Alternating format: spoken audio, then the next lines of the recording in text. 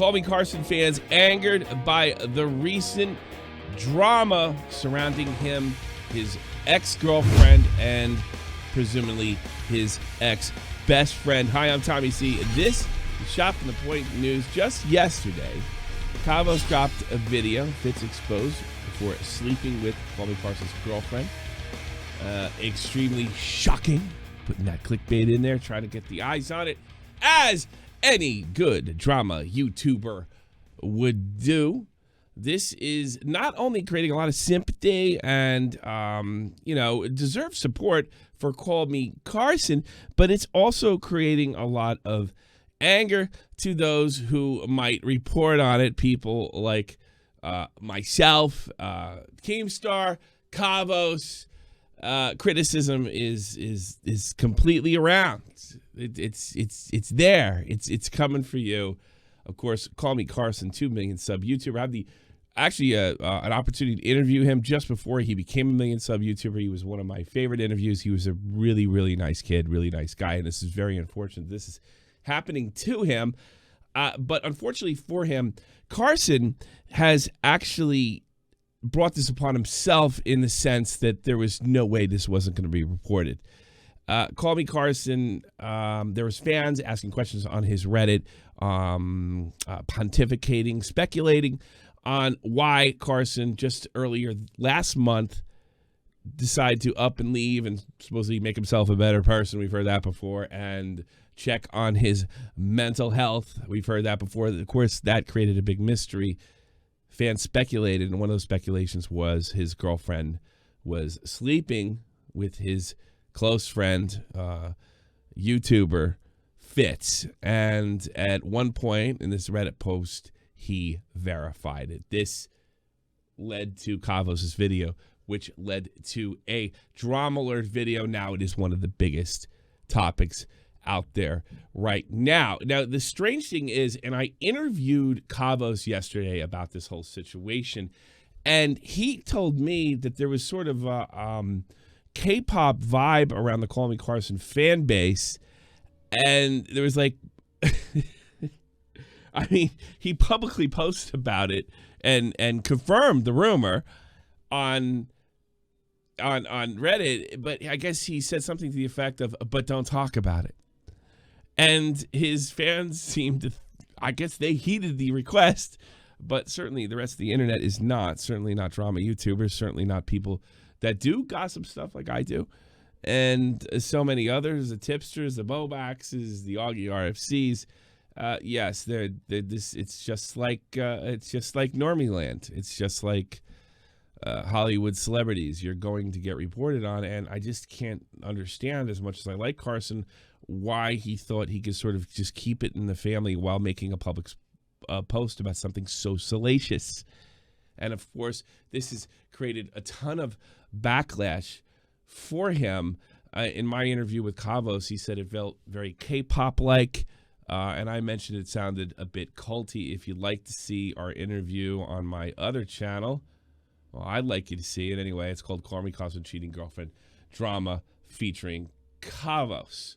There we go. So you can go check that out. Of course, this is what's more interesting to me. It's just the, and I'm not saying, Carson runs a cult. He's not Charles Manson here, but he does seem to have a fan base that is, well, Carson said no. Well, we don't have to give up our First Amendment rights and stop doing our job because Carson says no. I'm absolutely sure he would understand that. I think this is a misstep on his part, because nobody would have known this had he not released this information, which leads me to believe maybe he wanted people to know. I mean, who wouldn't want people to know?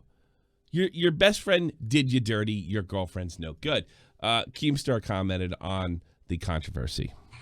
I'm confused. I'm really confused because, people are saying, Keemstar is over party is trending because I reported on the Carson Fitz situation. But I'm reading my YouTube comments and I only see a few complaints about that. And when I look on Twitter and hit the hashtag, all I'm seeing is K-pop people. So I don't know where Keemstar's over party is coming from. Now, look, guys, I mean, Carson made this public. I got to report on it just like anything else. But The Misfits boys, they're my homies. I love them. They're my go-to when there's a YouTube event. That's who I'm hanging out with. I love those boys, and they love me. They also understand that I have to do my job. I've been in contact with Fitz. He asked me when the drama was coming out. I reached out to Carson. I talked to him, told him that I had to report on it. He said, you know, he didn't want to add anything to the story that he's already done. So I'm good with them, but I'm just confused on why Keemstar is over party. Is it from the K-pop community or the Misfits community? I honestly don't know where it's coming from. Someone please tell me. Actually, don't tell me why people hate me, because it's been a rough day. I need a little bit of love, but okay, you get it. Actually, it seems to be coming from the CallMeCarson community, from what I can say, but it might be a conglomerate of the Misfits community and of course the K-pop community that Keemstar likes to poke that bear for fun on a regular basis. But Keemstar has every right to report on this. Absolutely every right. I don't, you know, Carson had no problem going on my podcast, being fully aware that I was a drama YouTuber. He must have known, if he were able to get in any drama in the future, that he may be put in the same position. It's you know, it's for me, not for thee type thing. It really doesn't wash. I do understand why Carson did this, and from what I'm getting reports that Carson's paying very close attention to this. He didn't exactly go away when he said he was going to go away. He's very much lurking on Twitter about. So, you know, it's just tough for me to believe. I mean, it could have been a mistake. It's tough for me to believe that he didn't want guys like me and Keem and Scarce reporting on this. Well, if it makes you feel any better, justice is being served. Fitz, his YouTube channel, let's see, last time he got 10K. So he just passed the 5,053,000 mark, went down. So he's lost upwards of 15K from what I can see here. He's definitely feeling it. Katerino on Twitch, the girl who can't see herself failing, as was put so well in Kavos' video. By the way, really recommend you check this. This will probably put the whole story in perspective, you know, in a little more entertaining way. I do recommend my friend Kavos. I do, and by the way, we've been through drama before too, and I don't know, maybe it's a different perspective from guys that do what we do, you know. And this is this is a pretty serious follower loss for Katerino, and the fans are letting him know that they're not happy with this, and I would imagine this would make CallMeCarson fans happy. Makes me happy. It makes me happy. I don't like the idea that, you know, these girls can hitch a ride on somebody like a talented person like CallMeCarson's back, maybe feed on his being a bit naive for his age. I mean, we're talking Carson's just out of high school. It really is sad that this happened to a great guy like him. It really is. I got nothing but good vibes from the kid, and it is sad. But I hate to say it, you know, it happened to me when I was 20. I ended up I mentioned on my podcast before, this happened to me with my best friend, and I ended up getting it was 22 years ago, but it was a restraining order for doing something extremely stupid afterwards. Trying to let my fist solve the problem.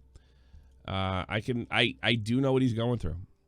I do know what he's going through.